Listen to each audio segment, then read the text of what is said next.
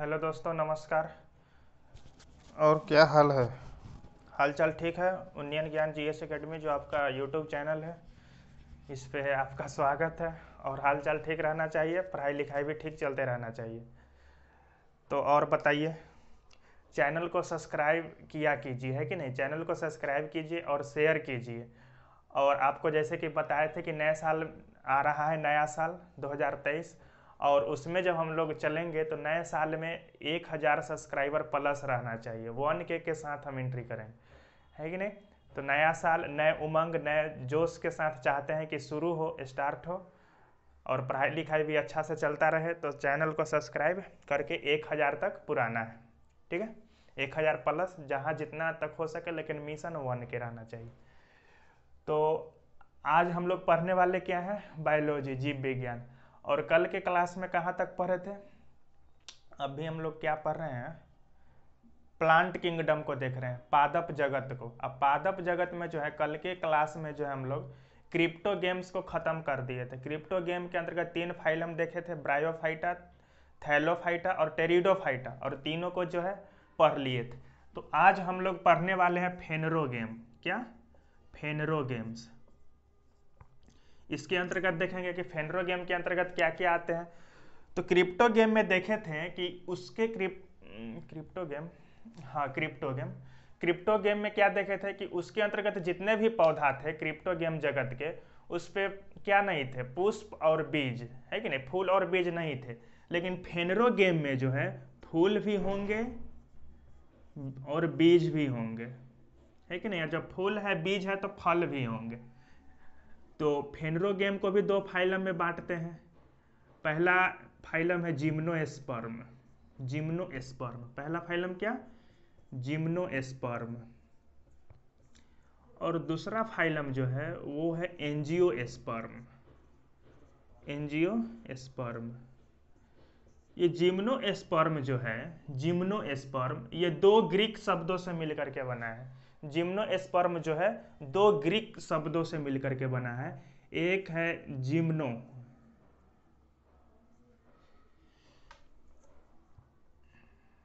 GI होगा या GY होगा, खैर जो भी हो समझ लीजिए। एक है जिम्नो और एक है स्पर्म। जिम्नो का मतलब होता है नग्न। जिम्नो का मतलब क्या होगा? तो जिम्नो का मतलब है, ये 2 ग्रीक शब्द है, नग्न, और स्पर्म का मतलब होता है बीज। तो जो जिम्नो स्पर्म है, ये 2 ग्रीक शब्दों से मिलकर के बना, जिम्नो और स्पर्म। और ये जिम्नो का मतलब नग्न और इसका मतलब बीज, तो ये दोनों मिलकर के क्या हो जाएगा? नग्न बीज हो जाएगा। नग्न बीज, नग्न बीज हो जाएगा। तो जिम्नोस्पर्म को क्या कह सकते हैं? नग्न बीजी तो कह ही सकते हैं, नग्न बीजी। उसी तरीका से एंजियोस्पर्म है, ये भी 2 ग्रीक शब्दों से मिलकर के बना है। एक है एंजियो और दूसरा है स्पर्म, है कि नहीं? तो नग्न बीजी को जो है, हाँ वो तो नग्न बीजी हो गया। एनजीओ का मतलब होता है, एनजीओ का मतलब क्या होगा? इसमें नग्न है तो इसमें ढाका हुआ हो जाएगा। ढाका हुआ कह लीजिए या आविर्त कह लीजिए, आविर्त। और स्पर्म का मतलब बीज होता है। तो एंजियोस्पर्म का मतलब क्या हो जाएगा? ढका हुआ बीज वाला, है कि नहीं? उसका जो बीज होगा, जिम्नोस्पर्म के जितने भी पौधे होंगे और उसके जो बीज होंगे वो नग्न बीज रहेंगे, उसके ऊपर किसी प्रकार का आवरण नहीं रहेगा। लेकिन एंजियोस्पर्म के अंतर्गत जितने भी पौधे होंगे उसके जो बीज होंगे वो ढके हुए होंगे। उसको आविर्त बीजी भी कह सकते हैं। क्या कह सकते हैं? आविर्त बीजी भी कह सकते हैं। मतलब इसके जो बीज होंगे वो फल के कहाँ होंगे? अंदर होंगे, और बीज के ऊपर से जो है एक आवरण चढ़ा हुआ रहेगा। सीधी सी स्पष्ट है कि इसके जो बीज है वो नग्न रहेंगे और इसके जो बीज हैं ये फल के कहाँ रहेंगे? अंदर रहेंगे। तो आइए जिम्नोस्पर्म को पढ़ते हैं। किसको पढ़ते हैं? जिम्नोस्पर्म के बारे में विस्तार से देखते हैं, उसके बाद एंजियोस्पर्म को देखेंगे। जिम्नोस्पर्म के जो पौधे होते हैं, ये जो होते हैं बहुवर्षी होते हैं। क्या होते हैं? बहुवर्षी। बहुवर्षी बोले तो इसका जो आयु होता है बहुत ज़्यादा होता है। 100 साल, 150, 200 साल, 300 साल तक ये जो है पौधे जीवित रहते हैं। कौन? जिम्नोस्पर्म के। मतलब फेनरोगेम्स के अंतर्गत जो जिम्नोस्पर्म है इसके पौधे, ये बहुवर्षीय होते हैं, ये काष्ठीय होते हैं, मतलब इससे जो है लकड़ी प्राप्त होता है और वो लकड़ी से फर्नीचर वगैरह के सामान बन सकते हैं, है कि नहीं। और ये सभी जगह पाए जाते हैं, लगभग सभी जगह जो है पाए जाते हैं। कौन? जिम्नोस्पर्म के पौधे, है कि नहीं। ये पूर्ण विकसित होता है, जिम्नोस्पर्म के पौधे जो है पूर्ण विकसित होता है, पूर्ण विकसित होता है। इसमें जो है जड़ जो होता है, इसका जो जड़ जो होता है ये मूसला जड़ें होती है। इसमें कैसी जड़ी होती है? मूसला जड़ें होती है। किसमें? जिम्नोस्पर्म के पौधे में, ठीक। और देख लेते हैं इसके बारे में। और ये जिम्नोस्पर्म के पौधे जो हैं, पेड़ जो होते हैं, वृक्ष, जिम्नोस्पर्म के जो वृक्ष होते हैं, इसके जड़ में जिम्नोस्पर्म वृक्ष के जो है जड़ में, कहाँ? जड़ में जो है ना, इसके जड़ में गौर से समझिएगा, इसके जड़ में शैवाल और कवक जो है सहजीवी संबंध बना करके रहते हैं, सहजीवी संबंध बना करके रहते हैं। किसके जड़ में? जिम्नोस्पर्म के जड़ में।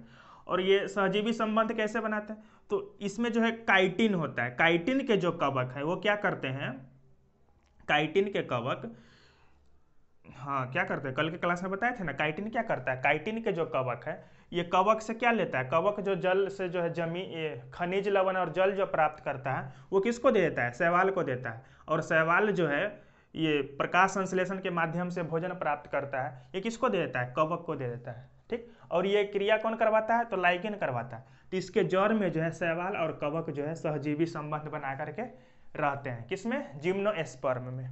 तो साइकस के जड़ में जो शैवाल होते हैं, साइकस एक पौधा का नाम है, पेड़ का नाम है। साइकस के जड़ में क्या रहते हैं? जड़ में जो शैवाल होते हैं, साइकस के जड़ में जो शैवाल होते हैं ये क्लोरेला शैवाल होते हैं। कौन शैवाल होते हैं? क्लोरेला शैवाल। साइकस के जड़ में कौन शैवाल होते हैं? क्लोरेला शैवाल होते हैं, ठीक है। और ऐसे जड़ को क्लोराइड जड़ कहते हैं। तो साइकस के जड़ को क्या कहेंगे?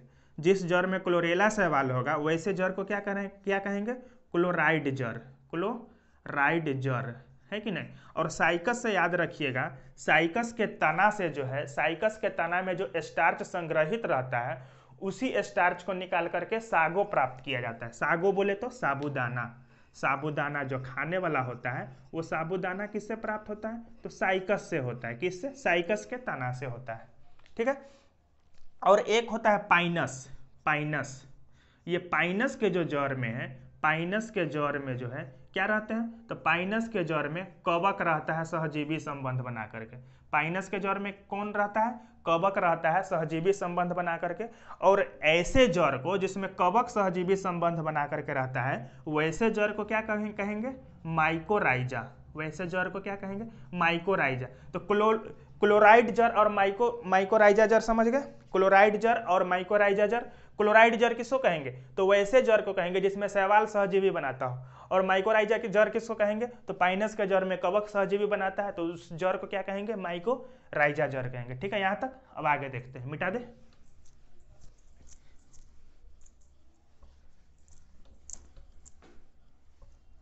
चलिए,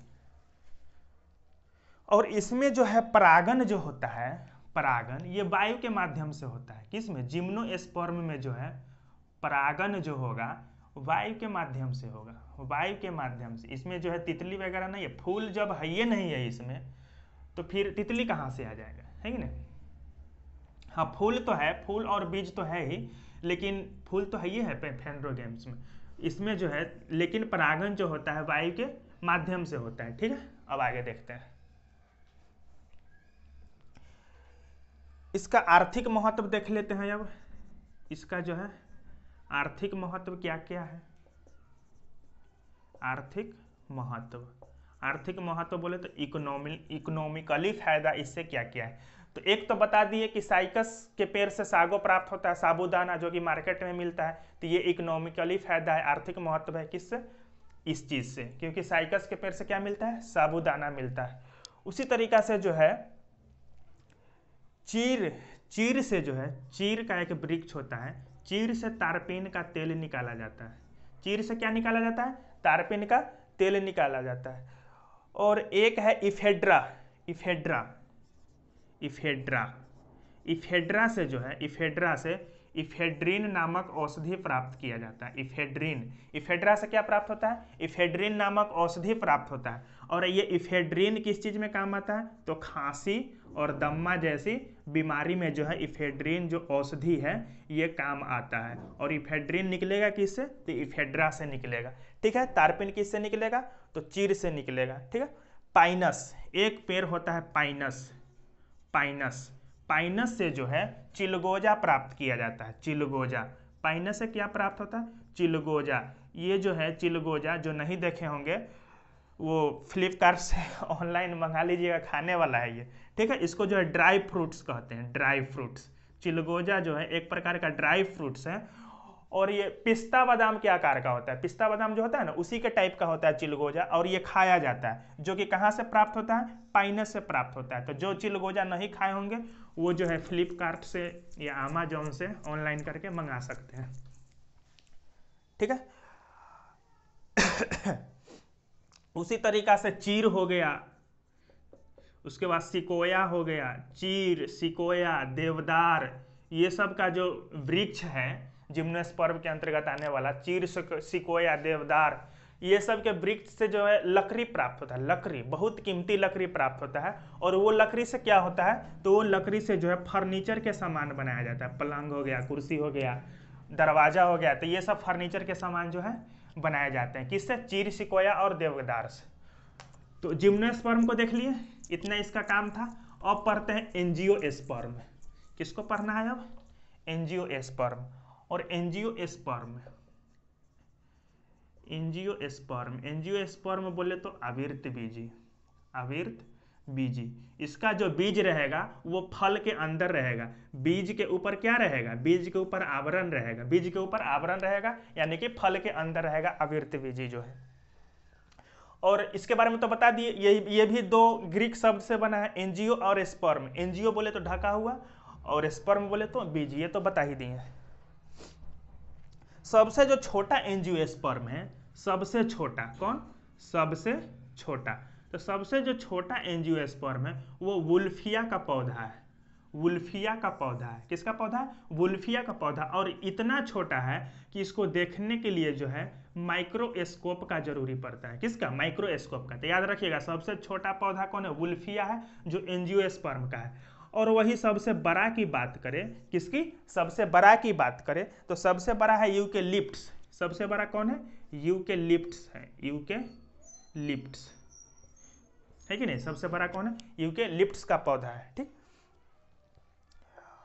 और अधिकांश आवश्यकता की जो पूर्ति होती है, मानव जीवन में अधिकांश आवश्यकता की पूर्ति जो होती है ये एंजियोस्पर्म पौधा से ही होता है। जैसे कि धान हो गया, गेहूं हो गया, चना हो गया, अधिकांश आवश्यकता की पूर्ति, फल हो गया, सब्जी हो गया, ये सब कहाँ से प्राप्त होता है? तो एंजियोस्पर्म के पौधे से प्राप्त होते हैं। तो एंजियोस्पर्म को जो है ना दो भाग में बांटा गया है। और दो भाग में बांटा गया कैसे जानते हैं? बीज के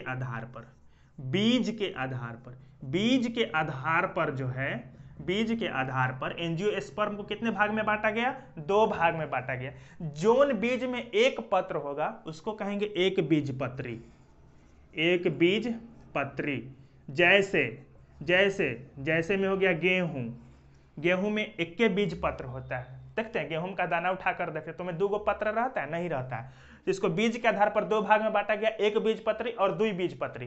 तो एक बीज पत्री में किसको देख लिया? गेहूं हो गया, बांस का पेड़ हो गया, केला हो गया, ये सब में क्या गो बीज है? इक्के गो बीज है। उसी प्रकार से एक और है दुई बीज पत्री में जो है उसमें बीज रहेगा एगो, लेकिन इसमें पत्र रहेगा दो गो। जैसे चना को जब फोड़ते हैं तो दो गो दाल निकलता है ना। तो चना हो गया दुई बीज पत्री में, मटर हो गया दुई बीज पत्री में, उसी प्रकार से आलू हो गया दुई बीज पत्री में। आलू कैसे? जैसे आलू को काट देते हैं तो आलू में आंख निकला हुआ रहता है, तो उसको काट करके भी लगाएंगे तो लग जाएगा। इसीलिए आलू को जो है दुई बीज पत्री में रखा गया है। ठीक है। तो आइए अब एक बीज पत्री और दुई बीज पत्री को जो है देख लेते हैं। किसके आधार पर? कुल के आधार पर देखते हैं। एक बीज पत्री और दुई बीज पत्री को कुल के आधार पर देख लेते हैं। तो सबसे पहले किसको देखते हैं? एक बीज पत्री को देख लेते हैं। इसके कुल है अलग अलग।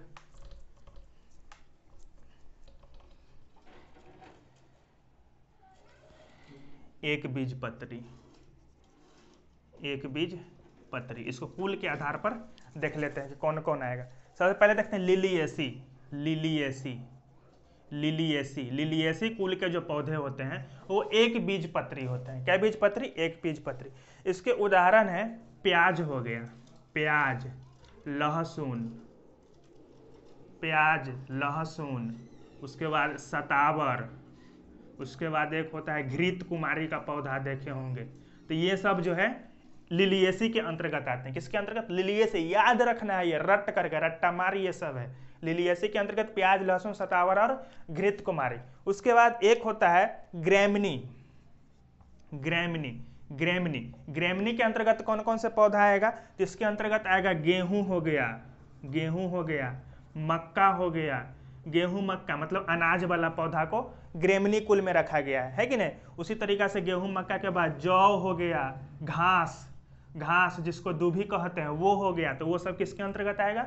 ग्रैमनी के अंतर्गत आएगा। एक होता है पालमी, पलामी, है कि नहीं। पलामी के अंतर्गत आता है तार हो गया, तार का पेड़, खजूर का पेड़, तार खजूर का पेड़। ये सब पालमी कुल के है और है एक बीजपत्री ही है, ठीक है। उसके बाद म्यूजेसी, म्यूजेसी, म्यूजेसी। म्यूजेसी में कौन आ गया? केला आ गया। म्यूजेसी में केला आ गया, केला।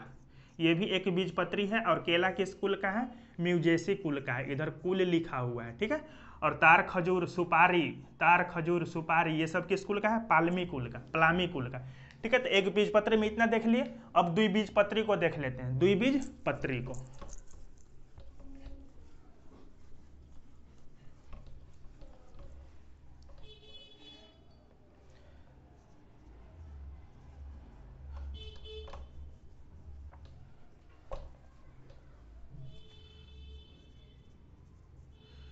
द्विबीजपत्री, द्विबीजपत्री के देख लेते हैं कि द्विबीजपत्री में कौन कौन आता है। तो एक है क्रूसीफेरी। कौन है? क्रूसीफेरी, क्रूसीफेरी, क्रूसीफेरी। ये द्विबीजपत्री के अंतर्गत। इसमें आएगा राई, राई हो गया, सरसों, ये क्रूसीफेरी कुल का है। राई, सरसों, फूलगोभी, कौन? फूलगोभी। एक बीज में 2 बीजपत्री रहता है। उसके बाद एक पत्ता गोभी जो आता है वो हो गया, फूलगोभी, पत्ता गोभी। ये सब किसके अंतर्गत आने वाले हैं? क्रूसीफेरी के अंतर्गत आने वाले हैं, है कि नहीं। पत्ता गोभी या बंद गोभी जो भी कह लीजिए। एक होता है इसके अंतर्गत और मालवेरी। कौन? मालवेसी, मालवेरी नहीं, मालवेसी। क्रूसीफेरी के बाद कौन आता है? मालवेसी। इसमें जो है भिंडी, कपास, पटसन, ये सब हो गया। भिंडी, कपास, पटसन, पटसन या पटुआ जो कह लीजिए, पटुआ, ये सब जो है द्विबीजपत्री है और किसके अंतर्गत आएगा? मालवेसी के अंतर्गत आएगा, ठीक है। मालवेसी हो गया। उसके बाद एक होता है लेग्यूमिनेसी, लेग्यूमिनेसी, लेग्यूमिनेसी। ये याद करने में सबसे आसान है, लेग्यूमिनेसी। तो लेग्यूमिनेसी कुल में कितना आएगा? जितना भी दलहन पौधा है, सभी दलहन पौधा, सभी दलहन पौधा, जैसे मटर हो गया, चना हो गया, अरहर हो गया, उसके बाद कौन है? मसूरी हो गया, उर्दी हो गया। जितना भी दलहन पौधा है सब लेग्यूमिनेसी कुल में आएगा। किस कुल में? लेग्यूमिनेसी कुल में। उसके बाद एक है कुकुरबिटेसी, कुकुरबिटेसी, कुकुरबिटेसी। कुकुरबिटेसी में जो है, कुकुरबिटेसी जो में है, कुकुरबिटेसी में ककरी, ककरी जो खाने वाला आता है वो हो गया। लालमी, लालमी को खरबूज कहते हैं, सॉरी, खरबूजा, खरबूज, खरबूज हो गया, तरबूज हो गया। ये सब किस कुल के हैं? तो ये सब कुकुरबिटेसी कुल के हैं और सबके बीज जो है द्विबीजपत्री होते हैं, ये ध्यान में रखना है। एक होता है रूटेसी, रूटेसी, रूटेसी। रूटेसी में जो है, रूटेसी में जो है, रूटेसी कुल में जो है नींबू आ गया। कौन? नींबू, नींबू, संतरा, नींबू, संतरा, मौसमी, नींबू, संतरा, मौसमी, ये सब जो है रूटेसी कुल में आता है और ये सब के बीज कैसे हैं? द्विबीजपत्री है। आप लिखते चलिएगा, ठीक है। उसके बाद एक आता है Solanaceae, Solanaceae, Solanaceae, Solanaceae, Solanaceae. Solanaceae में जो है, सोलेनेसी कुल में आलू आता है। आलू हो गया, द्विबीजपत्री। उसके बाद टमाटर हो गया, इसके भी बीज द्विबीजपत्री होते हैं। आलू, टमाटर, उसके बाद तंबाकू, तंबाकू, ये सब कैसे हैं? द्विबीजपत्री हैं। और किस कुल के हैं? सोलेनेसी कुल के हैं। आलू, टमाटर, तंबाकू हो गया। उसके बाद बैगन, मिर्च, ये सब भी इसी में है। बैगन, मिर्च, बैगन और मिर्च, ये सब सोलेनेसी कुल के हैं। ठीक है, कुछ और है उसको भी लिख ही देते हैं। जब लिख दिए तो मिटा देते हैं। ये सब द्विबीज पत्री के कुल है। तो कुल और इसका एग्जाम्पल दोनों याद रखना है। कुल के साथ साथ एग्जाम्पल भी, जैसे सोलेनेसी कुल, सोलेनेसी कुल में क्या बताए? आलू, बैगन, तंबाकू, वही मिर्च, ये सब जो है सोलेनेसी कुल में है। ठीक है, एक होता है, और कौन कौन है? रोजेसी, एक है रोजेसी। रोजेसी कुल में जो है सेब आता है। रोजेसी कुल में सेब हो गया, नाशपाती हो गया। रोजेसी में जो कौन कौन हो गया? सेब हो गया, नाशपाती हो गया, और गुलाब भी इसी में है। रोजेसी, रोज से गुलाब होता है, और गुलाब भी रोजेसी कुल में ही है। ठीक है, एक और कुल है कंपोजिटी कुल। ये जो है सबसे बड़ा कुल है। कौन? कंपोजिटी जो कुल है, ये द्विबीजपत्री का जो है सबसे बड़ा कुल है। कौन? कंपोजिटी। इसके अंतर्गत जो आता है सूरजमुखी। कंपोजिटी के अंतर आएगा सूरजमुखी, सूरजमुखी हो गया। उसके बाद एक डहेलिया होता है, डहेलिया। सूरजमुखी हो गया, डहेलिया हो गया। उसके बाद और कौन कौन आएगा? हाँ, सूरजमुखी, डहेलिया, उसके बाद गेंदा, उसके बाद गुलदाउदी। तो ये सब जो है कंपोजिटी कुल के आते हैं। इसी प्रकार से द्विबीजपत्री के अंतर्गत जो है विभिन्न प्रकार के कुल है, और उन कुल में जो है विभिन्न प्रकार के पेड़ पौधे आते हैं। तो इस पेड़ पौधे को याद रखना है कि किस कुल में है। एग्जाम में यहीं से क्वेश्चन फंसाएगा, है कि नहीं? जैसे कि कुकुरबिटेसी ऑप्शन में रहेगा और पूछ देगा तरबूज किस कुल का है, तो उसमें सोलेनेसी दे देगा, रोजेसी दे देगा, कुकुरबिटेसी भी रहेगा, और एक और रहेगा। तो इसी तरीका से किस पेड़ पौधे किस कुल में आते हैं, तो कुल के साथ उसका एग्जाम्पल के साथ याद रखना बहुत जरूरी है। यहाँ से 1 या 2 क्वेश्चन जो है जरूर आते हैं, है कि नहीं? तो इस तमाम चीज़ों को देखें। फेनरो गेम्स के अंतर्गत एंजियोस्पर्म और जिम्नोस्पर्म के अंतर्गत जो है तमाम चीज़ों को देखें। इसमें पढ़े क्या क्या? तो इसमें ये पढ़े एक बीजपत्री और द्विबीजपत्री को पढ़े। ठीक, कुछ और टॉपिक है उसके बारे में जो है थोड़ा चर्चा कर लेते हैं। कुछ और टॉपिक बिंदु जो है महत्वपूर्ण, ये याद रखने वाला बिंदु है। जैसे कि कपास, कपास कहाँ से प्राप्त होता है? तो कपास के बीज के ऊपर एक रेशेदार होता है। कपास के बीज के ऊपर एक रेशा होता है, उसी से जो है कपास प्राप्त होता है। ठीक है, बीज के सतह पर कपास जो है बीज के सतह से प्राप्त होता है। सतह पर जो एक रेशा टाइप का होता है, उसी से जो है कपास प्राप्त होता है। उसी प्रकार पटसन जो होता है, जिसको पटुआ कहते हैं, ये जो है पूर्णिया या पश्चिम बंगाल में इसका भारी मात्रा में खेती होता है पटसन का। तो जो पटसन से जो रेशा निकाला जाता है, उसको रेशा निकालने के लिए पहले क्या करते हैं, 10-15 दिन जो है उसको किसी जमा हुआ पानी में उसको छोड़ देते हैं। उसके बाद उसका रेशा आसानी से निकल जाता है। तो पटसन के तंतु से जो रेशा निकाला जाता है, उस रेशा से जो है रस्सी बनता है। क्या बनता है? पटसन के रेशा से रस्सी बनता है, और बोरा बनता है, और सुतरी बनता है। सुतरी जो बोरा जो होता है धान ये सब रखने वाला, वो सुतरी वाला बोरा इसी पटसन से बनता है। ठीक है, उसके बाद मेथी का तो जानते ही हैं आप लोग। मेथी, इसका जो प्रयोग जो है मसाला के रूप में होता है। मसाला, ये तो सबको पता है। ठीक है, उसके बाद एक और है अश्वगंधा। अश्वगंधा भी पौधा है। अश्वगंधा, इसका जो प्रयोग होता है अश्वगंधा का खांसी के इलाज में। किसमें? खांसी। इसका जो चूर्ण है, इसको खाने से जो है खांसी जो है कम जाता है। ठीक है, अश्वगंधा का खांसी के इलाज में। क्रिकेट का जो बल्ला होता है सैलिक्स परप्यूरिया,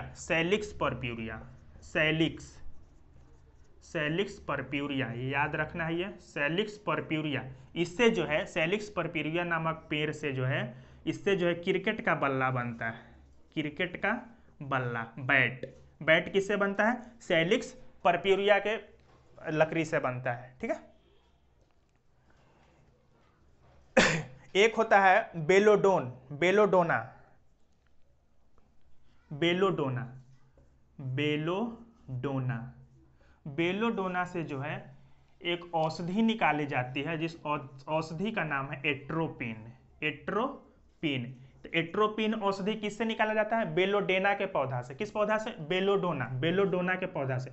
और एट्रोपिन जो है दर्द निवारक औषधि है। कैसा औषधि है ये?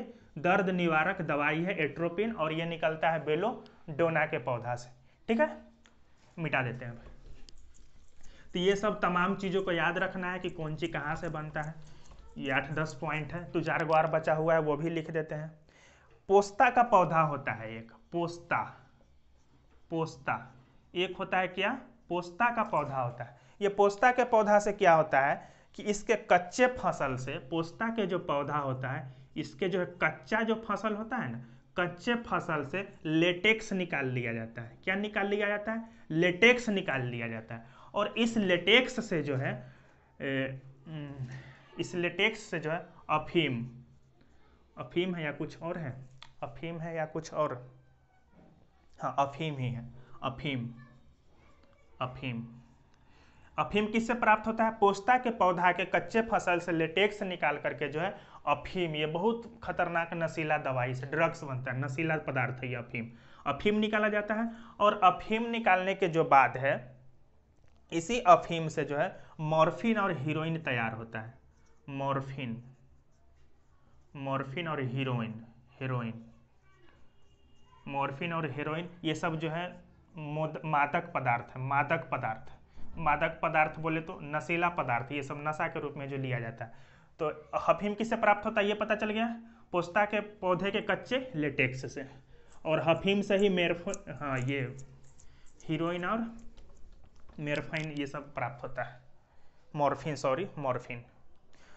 उसके बाद एक पौधा है कैनाबिस कुल का, कैनाबिस, कैनाबिस, एक कैनाबिस पौधा है, कैनाबिस। और ये कैनाबिस जो है इसको कैनाबिस सैटिवा कह सकते हैं, cannabis sativa, cannabis sativa, sativa ये वैज्ञानिक नाम है। ये कैनाबिस पौधा से जो है ना, इसी से जो है भांग, क्या? भांग, उसके बाद गांजा, भांग हो गया, गांजा हो गया, ये सब किससे प्राप्त होता है? कैनाबिस पौधा से प्राप्त होता है। भांग, गांजा, उसके बाद हशीश, हशीश, हशीश, चरस, चरस, ये सब किससे प्राप्त होता है? कैनाबिस। ये सब एक ही कुल के पौधा है। भांग का पौधा और गांजा के पौधा को अगर आप देखे होंगे तो दोनों में कोई विशेष अंतर नहीं होता है। ठीक है, तो ये सब इसीलिए जो है ये सब को एक ही कुल में रख दिया गया। तो ये जो भांग, जो कैनाबिस पौधा से जो भांग प्राप्त होता है, तो ये कैनाबिस पौधा के फलदार और फूलदार तना जो होता है, तना, इसमें एक फली टाइप का लगा हुआ रहता है। फूल तो रहता नहीं, फूलदार, उसमें बीज वगैरह तो होते हैं, तो फलदार और फूलदार उसमें गुच्छेदार टाइप का बन जाता है। उसी से जो है फलदार और फूलदार डाली से जो है भांग तैयार होता है। ठीक है, और कैनाबिस के पत्ती, नहीं सॉरी, इसका इसमें बोल दिए, कैनाबिस के पत्ती से भांग तैयार होता है। कैनाबिस के पत्ती से भांग तैयार होता है। और वही फलदार और फूलदार जो तना होता है उससे गांजा तैयार होता है कि नहीं? ऐसे लिख सकते हैं, फूलदार तना से, फूलदार तना और फलदार तना से क्या तैयार होता है? गांजा तैयार होता है। और कैनाबिस पौधा के पत्ती से भांग तैयार होता है। ठीक है, और इसके फूल से, इसके जो फूल होते हैं, इसके फूल से जो है ये हशीश और चरस तैयार होता है। तो कैनाबिस एक कुल, कैनाबिस सैटिवा वैज्ञानिक नाम है, एक प्रकार का पौधा है जिसके अंतर्गत 3-4 प्रकार के पौधे आते हैं जो मिलता जुलता सबका जो है भांग, गांजा, ये सब का, इस सब में जो कोई विशेष अंतर नहीं है। तो इसीलिए कैनाबिस सैटिवा एक कुल रख दिया गया। और इसी के पत्ती से भांग तैयार हो जाएगा, फूलदार तना से गांजा तैयार हो जाएगा, और इसका जो फूल होगा इससे जो है हशीश और क्या? चरस है, हशीश और चरस तैयार हो जाएगा। तो इस तरह के तमाम पेड़ पौधे के बारे में देखें। और आज यहाँ पर ये, हाँ, प्लांट किंगडम जो है समाप्त हुआ। प्लांट किंगडम क्या हुआ? समाप्त हुआ। तो ठीक है, अगले क्लास में मिलते हैं, फिर एनिमल किंगडम को शुरू करेंगे। पेड़ पौधे की दुनिया को तो देख लिए, फिर अगले क्लास में जो है जीव जंतु की दुनिया को देखेंगे। तो ठीक है दोस्तों, अगर ये क्लास अच्छा लगे, वीडियो अच्छा लगे तो चैनल को सब्सक्राइब करना नहीं भूलिए, चैनल को सब्सक्राइब जरूर कीजिए। तो ठीक है, मिलते हैं अगले क्लास में। जय हिंद।